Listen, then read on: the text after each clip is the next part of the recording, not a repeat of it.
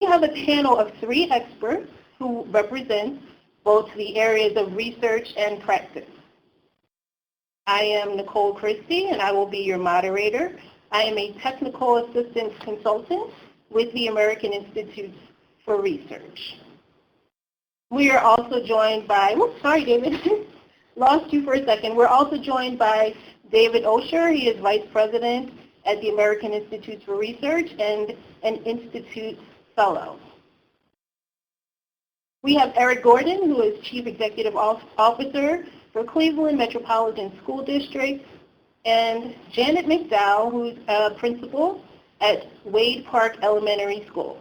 These are our panelists for this webinar, and again, during the webinar at any point, if you have questions, we invite you to engage with our experts by typing a question into the chat box.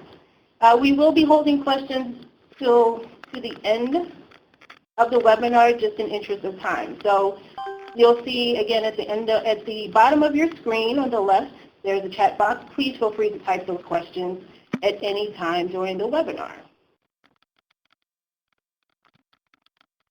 All right, so let's get started. First, I want to tell you a little bit about the REL Midwest.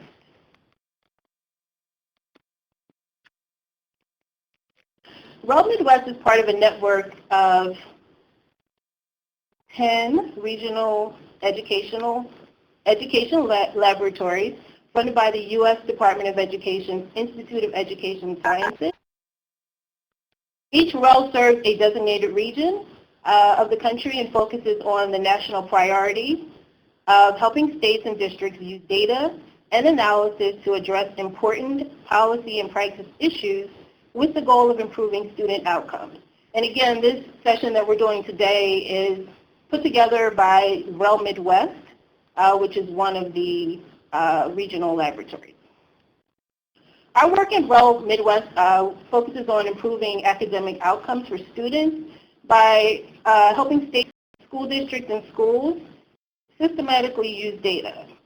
We conduct and support high-quality research and evaluation and promoting evidence-based decision-making.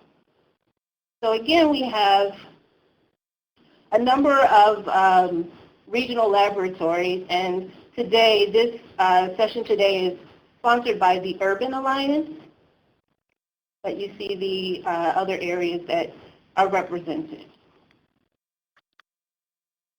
So the way that our work works with the REL Midwest is that you see this sort of continuous cycle. So we have alliance members who really work together, collaborate, and form a research agenda for the region. But we also see the relationship or the work also flowing between the alliance members as well as the field. So here you have the blue arrows that bring resources that respond to the members' needs and reach out to REL Midwest for support outside of formal alliance convening. And then these gray arrows form a trusting professional network of the alliance members themselves. And at the end of this session, we'll talk a very little bit about membership to the Urban Alliance. So without further ado, we want to spend most of our time in conversation with our experts today. So I'm going to turn it over now to David Osher, who will provide an overview of social and emotional learning in school climate. Again, Dr. David Osher is a Vice President in Education, Human Development, and the Workforce at the American Institute for Research. His work focuses on collaboration, children's services, prevention, social emotional learning, youth development, the social and emotional conditions for learning, teaching healthy development, culturally competent interventions for children and youth, and mental health challenges and disorders, or with mental health challenges and disorders. So David, take it away.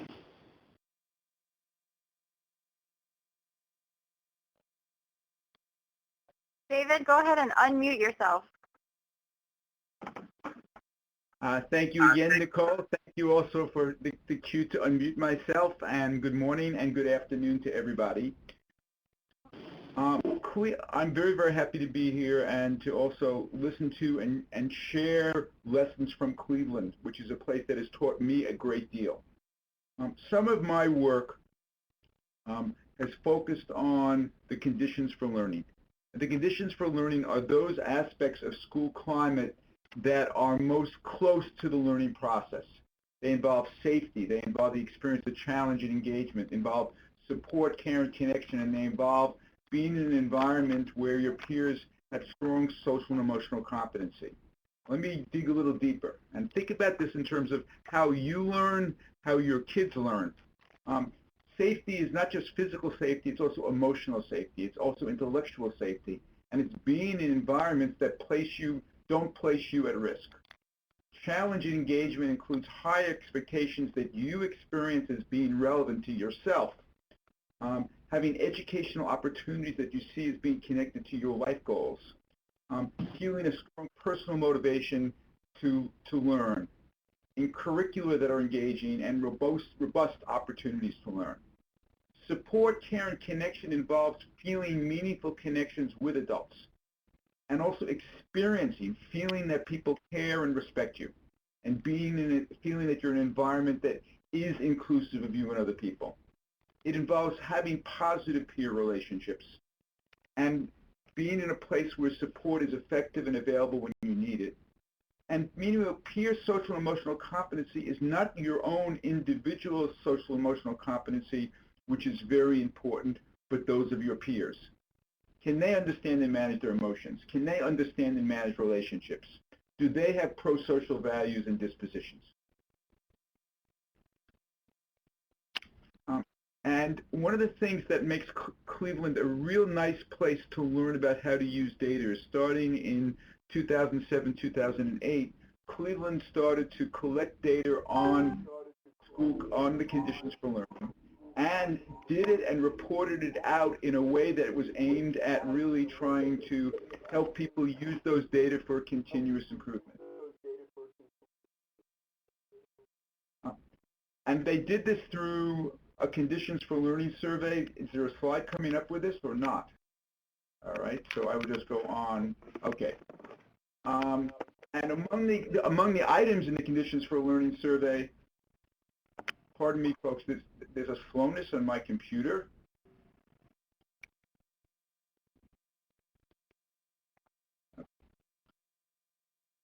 Among the questions in the survey in terms of emotional and physical safety is, do students sometimes stay at home because they don't feel safe? Do they think students at their school are often bullied? Do students care about each other? Questions about support for teachers. Do students think that teachers care about them? Do teachers give them help to make up work when they've missed classes? Do adults in their school give them extra help when they need it? Other examples from the survey, and I'm waiting for it to come up, I apologize.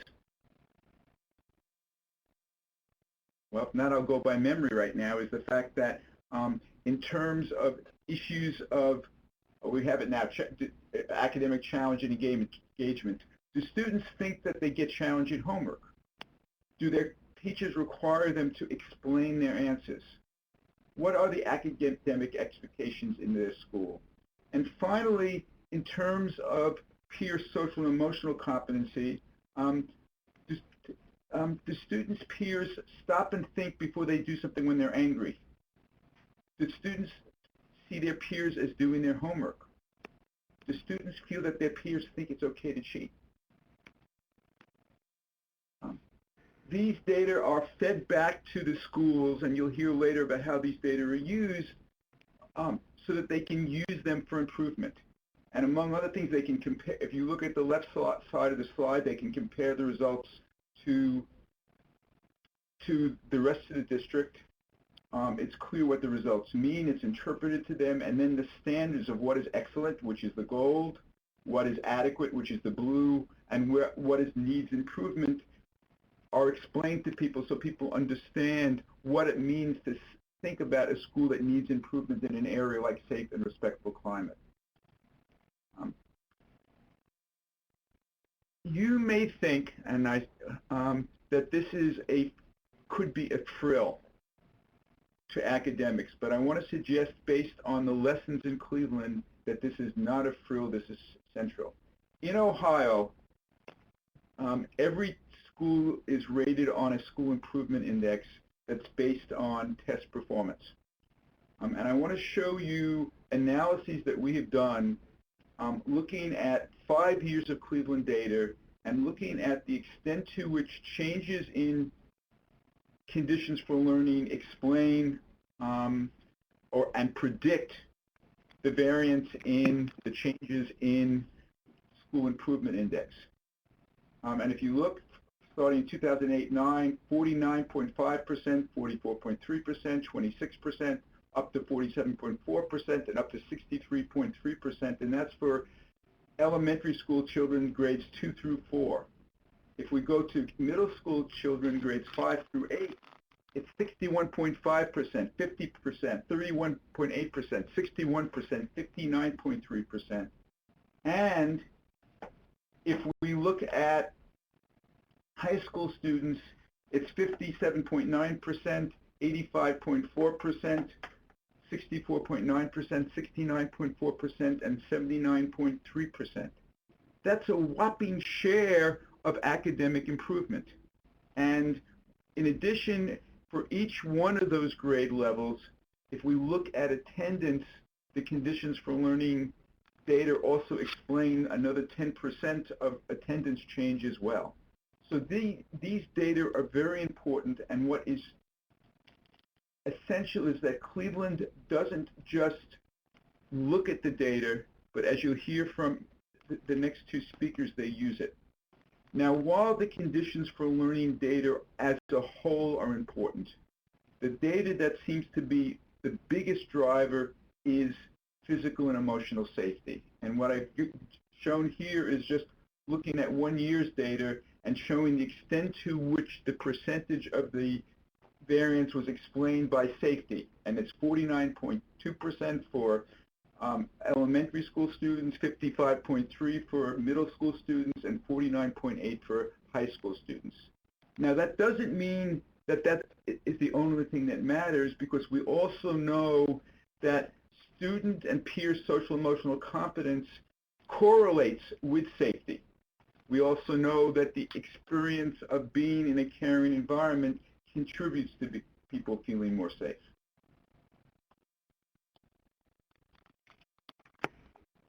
And I think, and I notice I'm on time, which I'm happy, and let me just do a longer introduction of Eric Gordon, not as a person, even though I respect him a great deal, but about what I see Cleveland's doing, is that when I was first asked to come to Cleveland with my team in 2007, 2008, it was a place that was challenged by many things.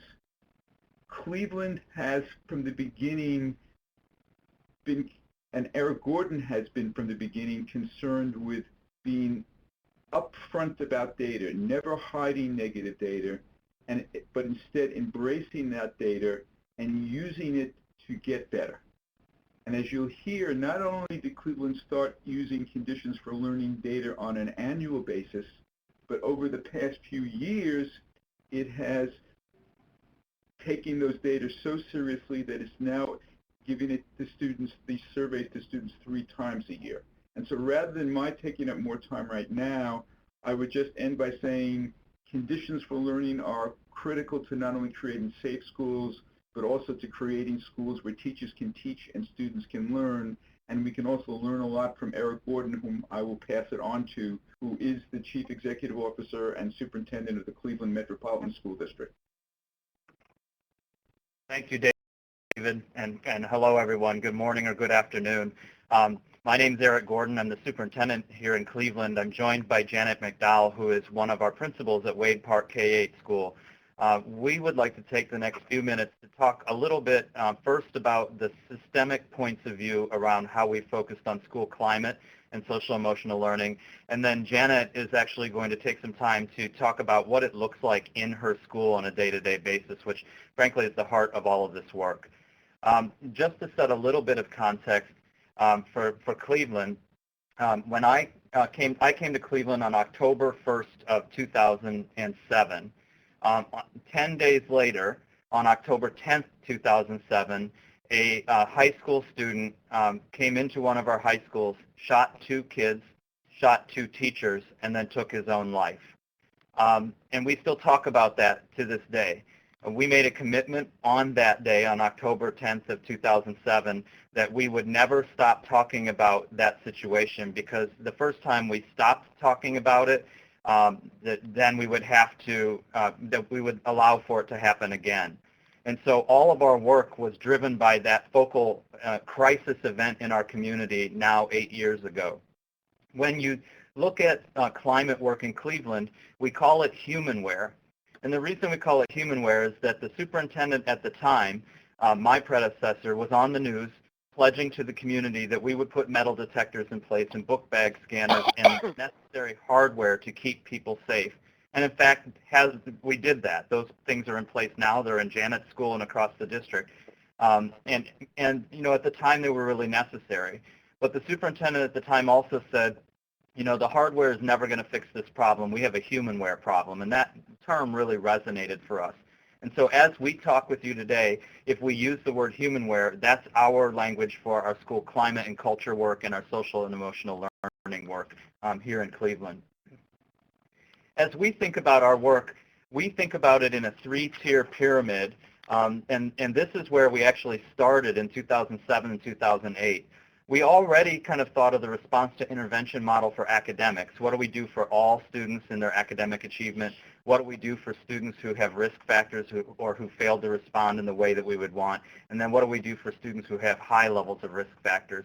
But we actually redesigned our climate and culture work to put it on par, side by side with our academic work. And so our conditions for learning work is actually a function of our chief academic department. It is not a function of a pupil services or some other secondary department, and that's really important to us. Our work has really been outlined in 4 main categories of work over the last 8 years. First, we've looked at standards, curriculum, and instruction. And so if you think about that bottom tier of what we do for all students, Janet and her educators at Wade Park use a curriculum called PATS, Promoting Alternative Thinking Strategies, where all students in grades K through 5 are intentionally and explicitly taught social and emotional learning skills as part of a curriculum and instruction strategy. Our second strategy, as David mentioned, is formative and summative assessment. And so over the last several years, we've invested in a suite of assessments, including the conditions for learning surveys that David referenced earlier, so that Janet and her colleague educators are able to actually go into our data system and see how every child performs on their social emotional learning and condition scales, just like they can go in and look at math performance at a subscale level or reading performance at a subscale level. And that's been really important as well. The third area is on programming and intervention. And so that's the middle tier. What do we do for students who have risk factors? And I'll take a moment to share one specific intervention, which was changing our in-school suspension rooms into what we call planning centers, and then thinking about students who have the highest level of risk and creating student support teams that wrap around them. And then fourth and finally, we focused on what is the system, infrastructure, and design that embeds these practices so that they live long beyond my tenure in Cleveland and Janet's tenure at Wade Park, but that it is part of who we are in Cleveland. And so we've embedded these things into collective bargaining, into our compensation systems, into our achievement planning processes, and more.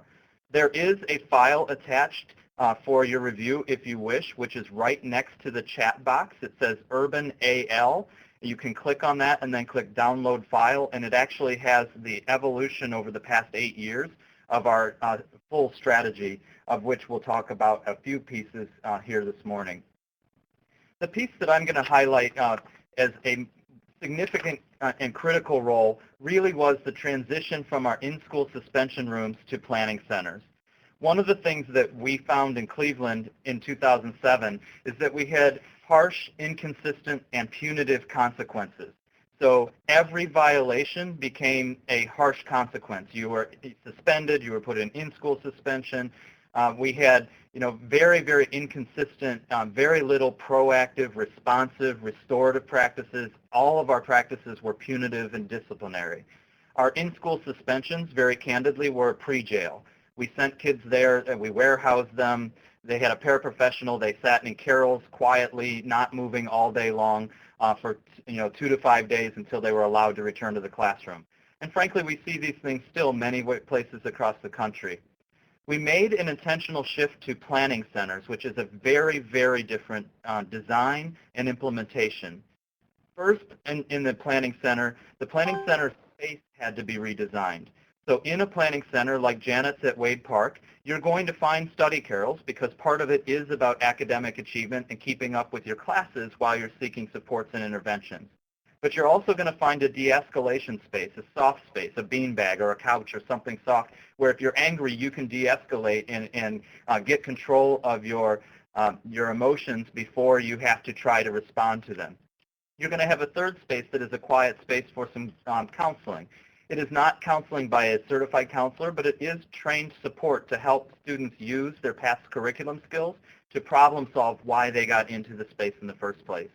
And then the fourth space is a collaborative space where students can sit together with their paraprofessional who monitors the planning center and interact together and socially, and also use online curriculum to practice better behaviors for the kinds of circumstances they found themselves in.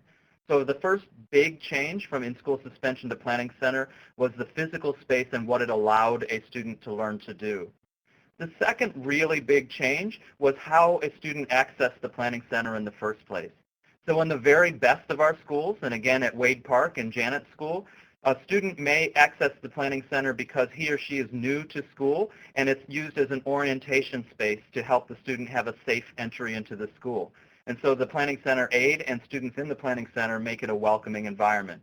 A student might actually refer him or herself to the planning center because that student knows that the student and teacher relationship has a trigger response. And if I go to Ms. McDowell's class, I'm going to get in trouble. So instead, I'm going to go to the planning center and make a plan about how not to get in trouble. A parent can refer a child to the planning center, obviously teachers and principals as well. So it became a very open referral space, which was really important. And then the third is, it is a known safe place in every school. Every planning center door has a large sign that fills the size of the door that says humanware because we care. The planning center is our safe place to be.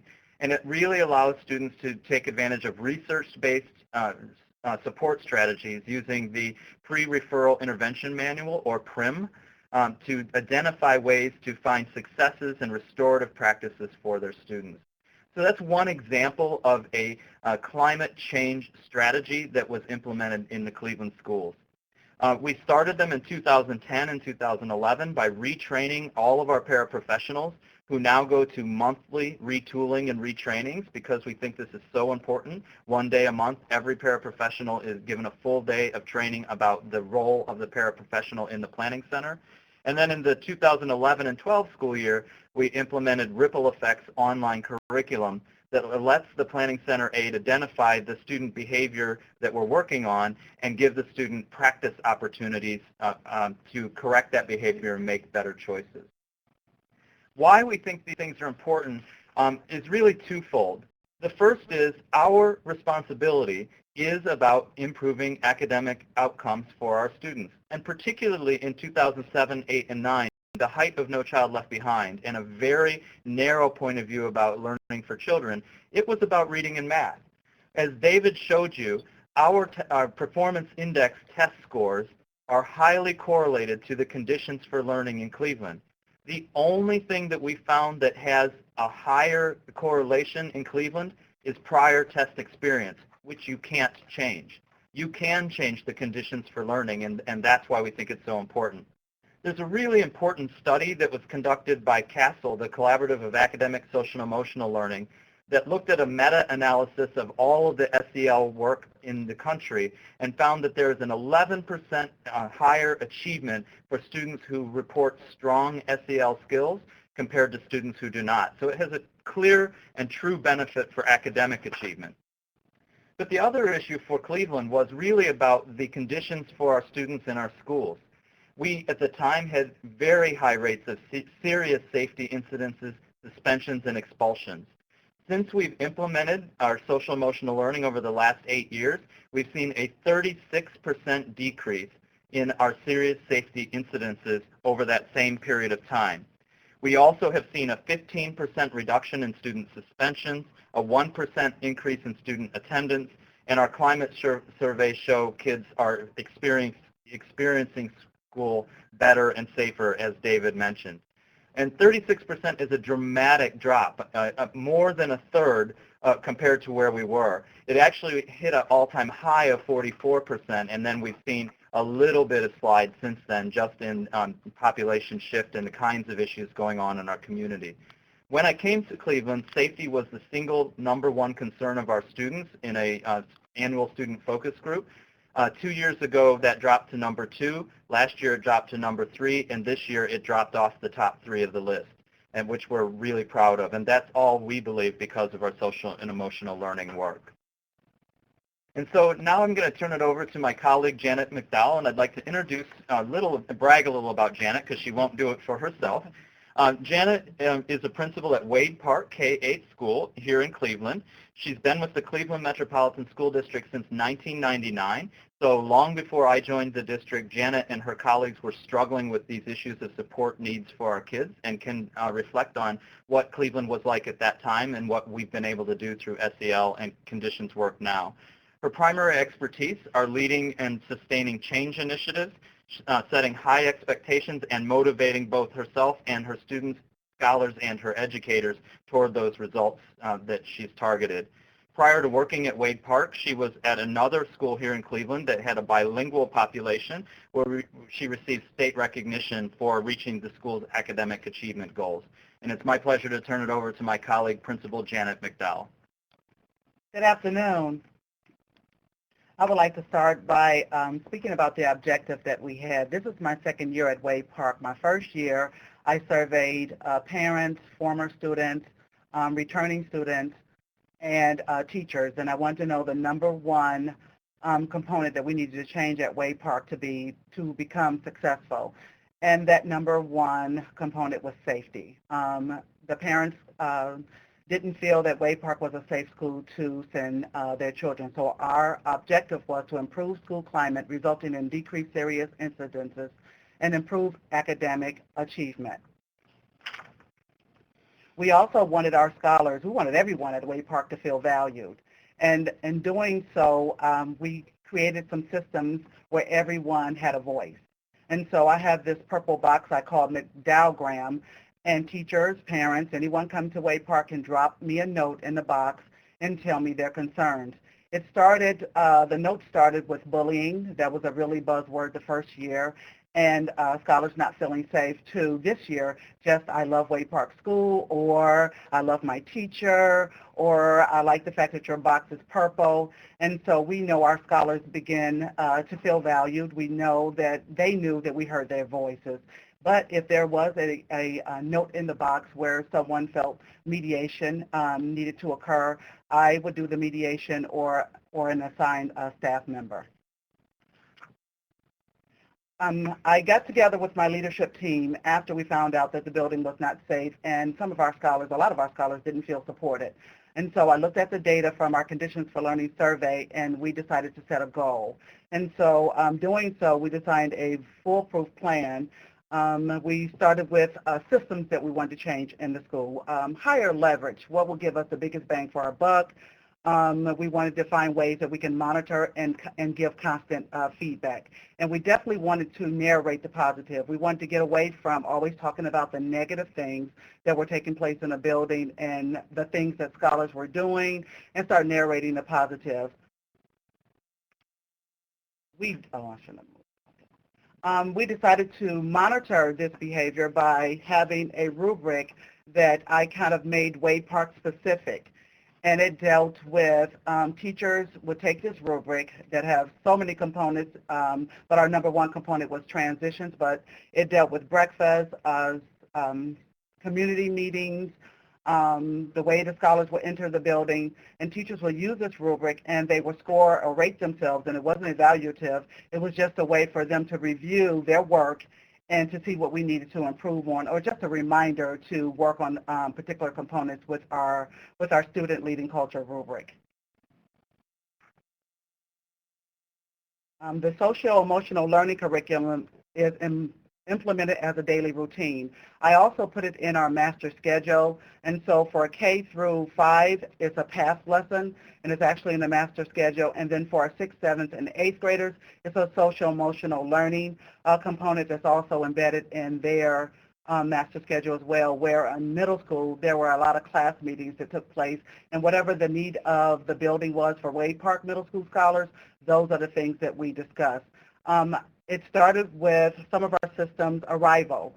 I would stand at the door every morning faithfully at 7:30, or a designee, or all of us, and we will greet every single person that enters the building, parents, our scholars, staff, teachers, support staff, and we will give them the greeting of the day, and then we will remind them of our transitions. We knew we walked to the right of the hall. We knew we had our hands by our side, but just giving that smile every day really made a difference at Wade Park as well. Then we had our morning meetings.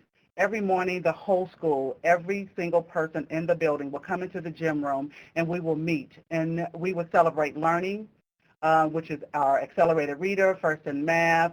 We would talk about birthdays. We will also talk about our 8 character words that we implemented at Wade Park. For instance, social intelligence, we stayed on that word for quite some time. We will give scholars the opportunity to stand up loud and proud and speak to whatever character word and how they implemented it in their walk at Wade Park. Transitions was a really, really big part because we wanted to maximize instructional time. And so our transitions were really, really big. We actually practiced this over the summer in August. Where teachers act or role played as scholars, and we took turns being teachers, and we escorted our scholars throughout, or our teachers throughout the building, and we decided to terminate the economy of language that we wanted to use. And so we know we had to track whoever was in charge, so we would track the leader, we would walk to the side, we would stop at the door, we're greeted at the door, we're invited in, and the teacher or whoever escorted the scholars to the door will explain what was going to take place in the classroom before it took place, all the whole time using the rubric to make sure that we use strong voice and positive voice. And lastly, we created a motto, Eagles, Wade Park are Eagles, and we know Eagles soar. And so we had the SOARS, and every single morning, even in our student-led announcements, you would hear Wade Park scholars chant Monday through Thursdays, we are scholars, optimizing every opportunity to learn and grow, achieving our academic and behavioral goals, getting ready for college, and succeeding in everything we do. And even our kindergartners would say this, and I really wanted them to internalize this because I really believe it, and it has really made a tremendous difference at Wade Park School, so much so that the first year we had 300 scholars, and now we're up to 365. Wade Park School Conditions for Learning Survey results from 2013 versus 2014, grades 5 through 8. I'm really proud of the safe and respectful climate. It went from 49% up to 66.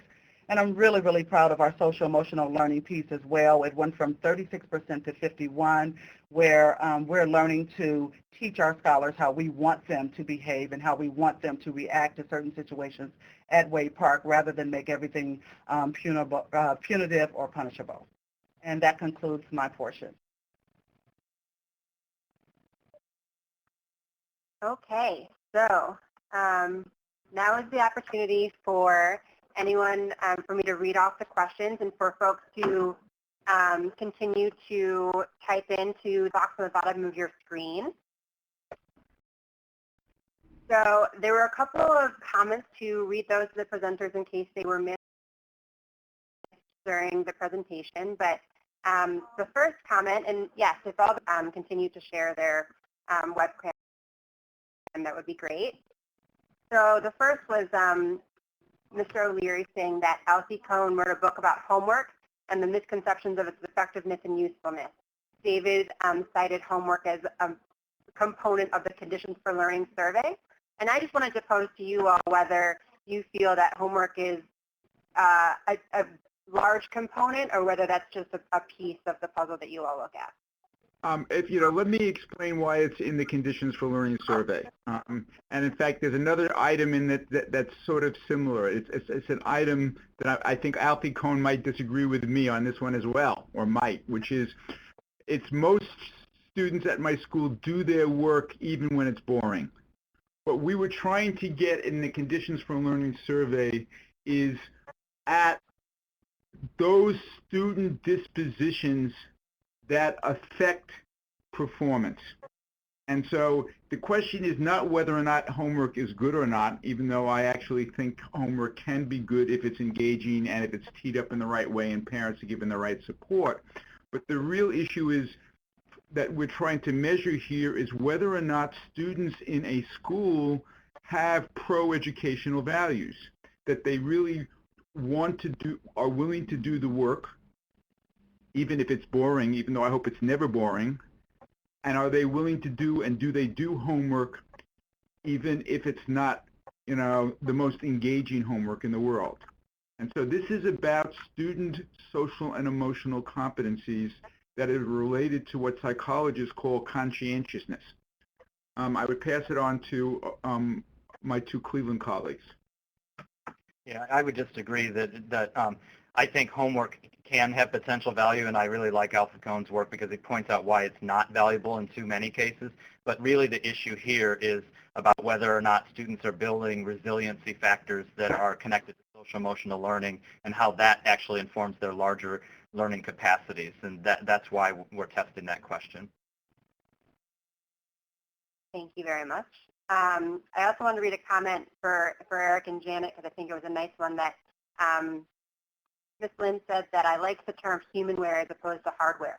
Technology can assist in creating a safe and caring environment, but it's people that create and keep that positive environment. So I just wanted to reinforce to you that was heard.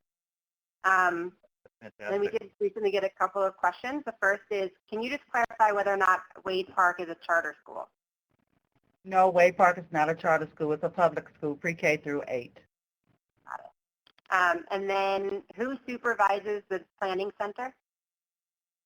So the Planning Center has a paraprofessional who is the assigned supervisor of the center. The paraprofessional reports to the building principal.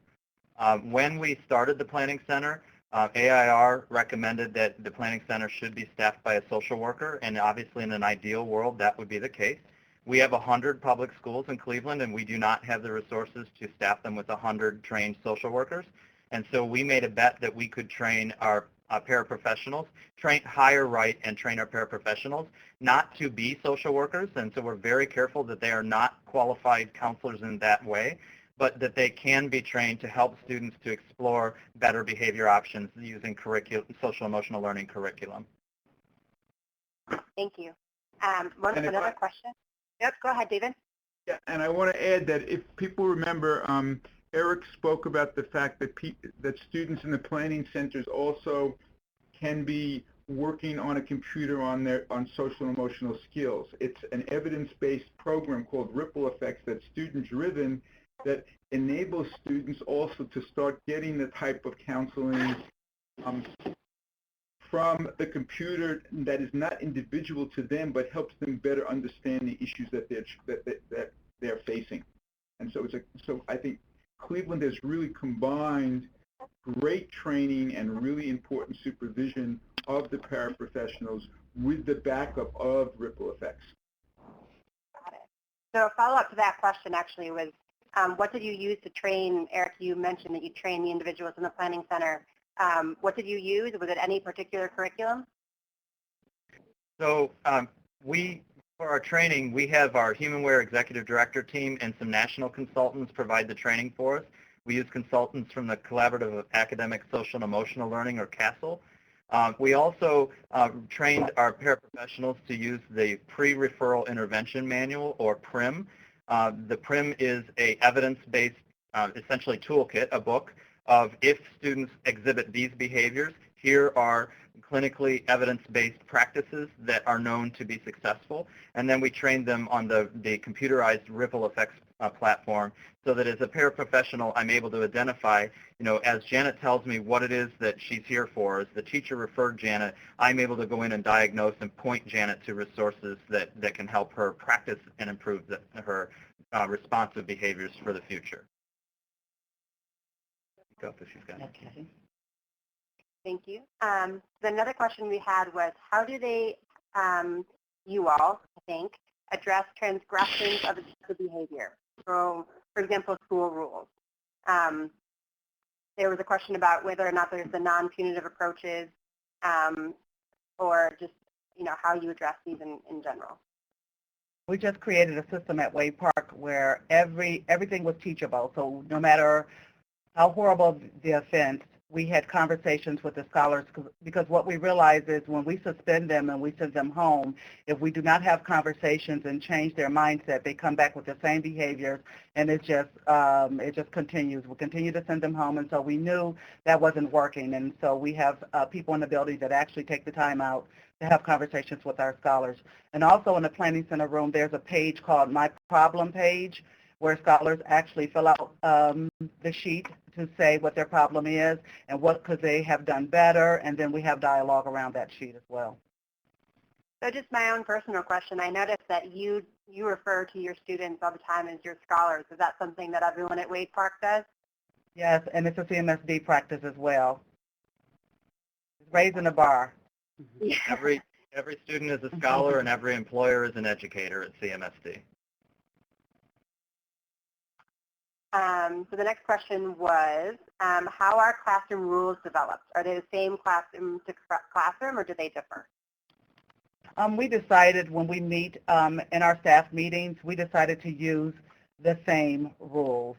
And so we do have the same rules, and then there are some systems and procedures in certain classrooms that are specific or grade specific, like second grade versus sixth grade. But for the most part, we use the same language throughout the building. What I would say from a district point of view, our point of view about improving achievement in Cleveland is that the principal and their school has to be empowered and a lot of autonomy. So Janet gets to make that decision in her building, and as long as she's showing data gains like she showed you, she will be allowed to do that. When we don't see data movement, then the district gets the opportunity to engage, interfere, and so we might come into a school and say, you have not moved your data, and therefore you must have common expectations across the school. But if the school is able to do it in a more organic way where teachers are doing it and their data is moving, they would be left with that freedom. So you wouldn't see a universal application across the district. What you would see is those that are moving data have the freedom to keep getting results, and those who are not getting increasingly intensive intervention. Thank you, that's helpful. So another question was, are there or will there be staff surveys and parent surveys so that perceptions can be compared? So I mentioned that we have a suite of formative and summative assessments. You've seen one of them, the conditions for learning. It's the most well-developed, and it's automated now and formative, so we use it 3 times a year. Last school year, we launched the Conditions for Teaching survey. This is the 2nd year that we have implemented that survey. We also use some of our local software to do parent surveys connected to our parent engagement strategy, which is considered part of our humanware strategy. It is not as scientifically tested, valid, and reliable as the other instruments. We'll get there, but we are actually doing it. And then we actually hire a outside polling firm to survey both parents and community and focus group parents and community from a polling point of view, so that we don't get the false positive effect of the people who like us answer the surveys and the people who don't bother. We actually get random sampling by hiring a third-party polling company to do both polling surveys and focus groups. I get to sit behind the glass and watch focus groups next week. Anything to add, David, or are you? No, not right now. Fair enough. So I wanted to also do another plug that it was noted that your knowledge and emphasis on linguistics, scholars, and planning setters was very much appreciated. So I wanted to give you both that feedback right away as well. What were or are the key elements of your staff development at the beginning of the project versus now? And I'll make the plug before you respond to that question for the handout that Eric mentioned at the beginning of his presentation. that does demonstrate the evolution of the strategies and programs that have been implemented at Cleveland. So that might be a good reference guide as well. So when we started the professional development, we started with the promoting alternative thinking strategies in all K through 5 classrooms. We really partnered with our teachers union. Ohio is a strong labor state, and we have a strong teachers union. So people will often say, you can't do this if you have a union. We have a union. And we partnered with our union and did a collaborative professional development strategy. And our message really was that teachers and principals, and I mentioned Janet has been in the district since 1999, had been looking for supports for kids and really saw the barriers to achievement being the barriers of removing the barriers through support. And so we went to our faculty and said, you've been saying for years you wanted investment in supports. Here it is. So you have to invest. So we really got a lot of buy-in right away and truly trained everyone K through 5. Now that it's been systematized, now it's part of the onboarding in the district. So if you get hired into a K through 5 assignment, part of what your onboarding is going to be is your PATH training. If you get a changed assignment, then we have in-house trainers now that have been certified by the PATH organization who can provide that PATH training. Similarly, when we started with the planning centers, every single one of our paraprofessionals went through really intense training. Now they get a monthly booster shot. And if you are new in a paraprofessional role, you have to go through the paraprofessional training to be a planning center aide. So we've been able to start to systematize this and build it into our broader design process. And again, it's part of a strategy of making it part of the way Cleveland does work so that it's bigger than any one leader, the principal leader in Janet's role or the superintendent leader in mine. Janet, you can probably talk more about the local level. On the local level, I make sure that the teachers have the curriculum that they need to teach PATH. And so I make sure that we have all of the materials, the signs, the control signs, the turtle on how to do turtle in kindergarten. And so this year we were really adamant to make sure that we had all of the binders, we had all of the curriculums. And like I said before, it was embedded into our master schedule. And so sometimes that's part of our morning meetings too. I'll bring up a PATH question or a quote and have someone respond to it. Thank you. So we have about 13 minutes left. We do have a couple of more questions, but I just wanted to give a plug now to those of you who have not sent in a question. I encourage you to do so. We have 13 minutes left, but please, if you have a question lingering, do not be shy about typing into the question box. So the next question that folks had was, if Eric, you could expand a little bit on what the parent development and engagement strategy for Cleveland is right now. I think you touched on it briefly, and there were folks interested in a little bit more detail. Sure. So 2 years ago, we actually started measuring parent engagement. We created a definition for what high-quality parent engagement is, a meaningful interaction with your child's teacher, and then we were defining that as an effective IEP conference, an effective parent-teacher conference, effective attendance and participation at a curriculum night, those sorts of things. And we actually put it on student report cards. So when Janet sends her report card home now, it has a math grade. It also has the parent participation indicator where a parent can see that, Mr. Gordon hasn't come to school yet. And we started measuring it. And I would say in all of our strategy, we always started with an end in mind and then talked about how would we measure it first. And then when we measured it, it really changed our intentionality about how to move that needle.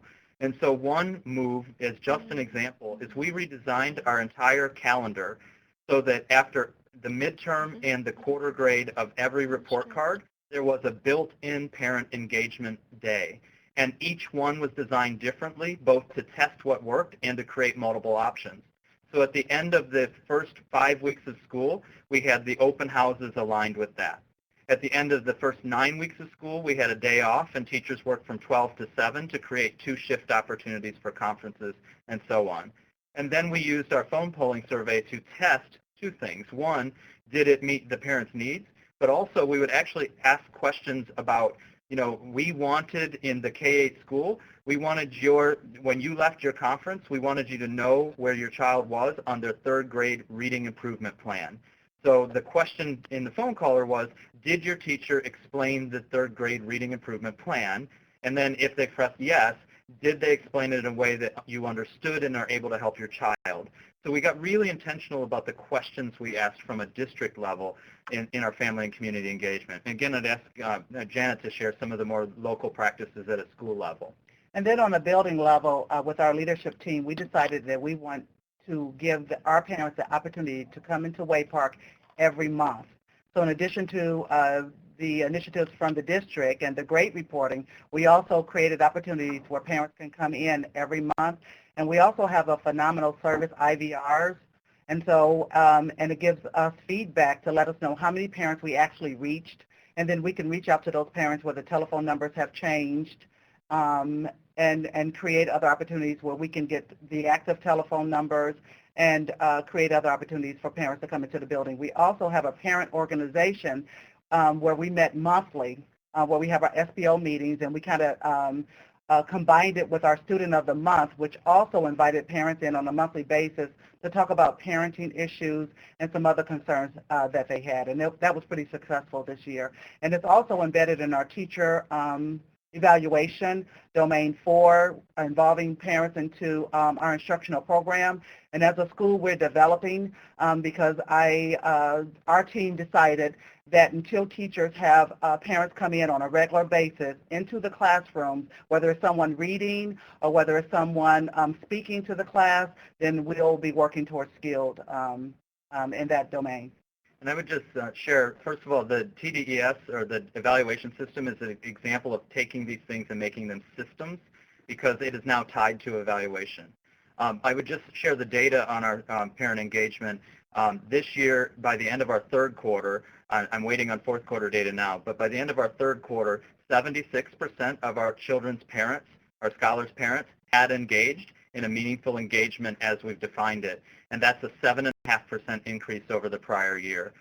It was higher at the K-8s, as you would expect, and lower at the high schools, but we're really proud that 3 out of every 4 parents are meaningfully engaged with their children and their teachers, as measured by the third quarter results this year.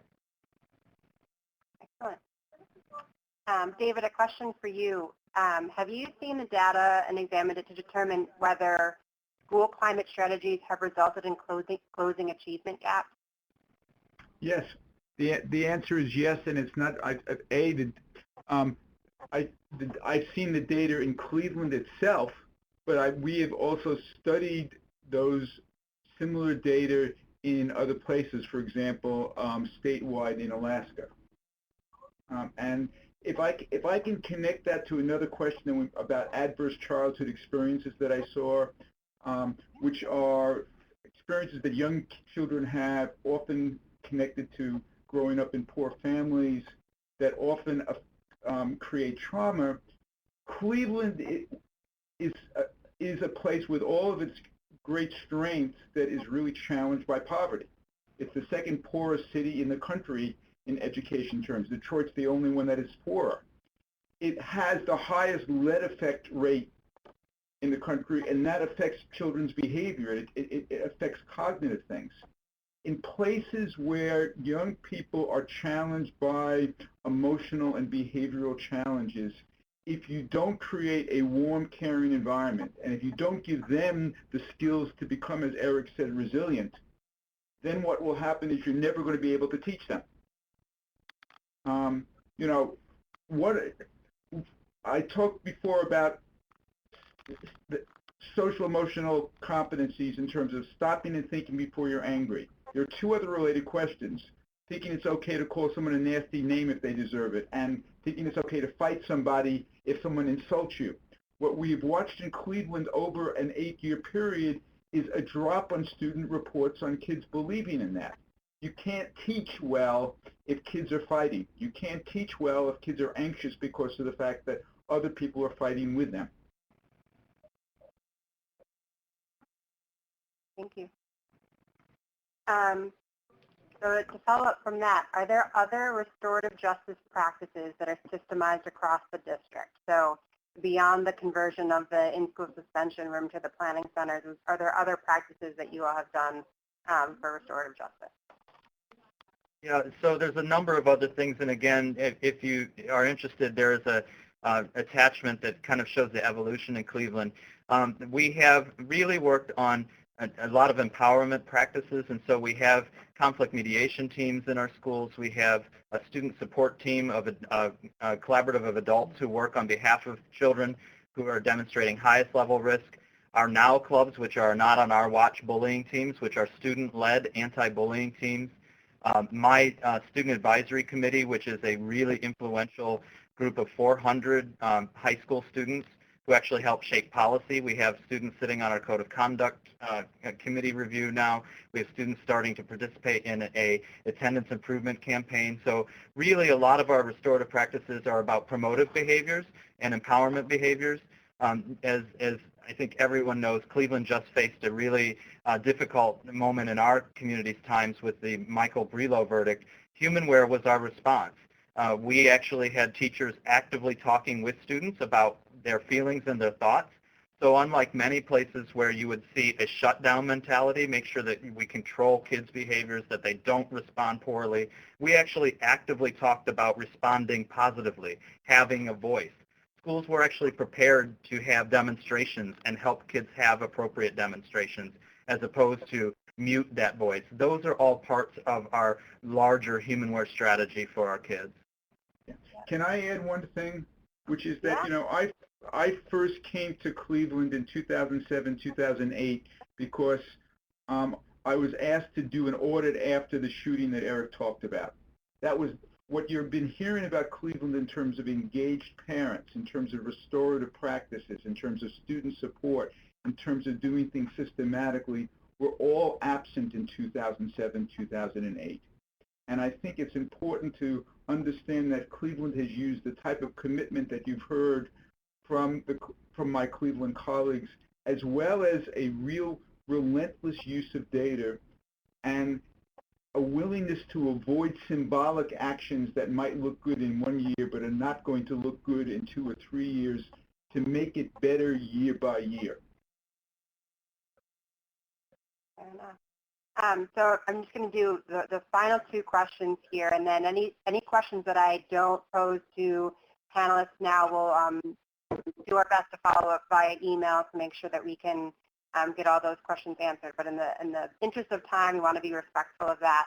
And Nicole does have concluding remarks for just a minute at the end.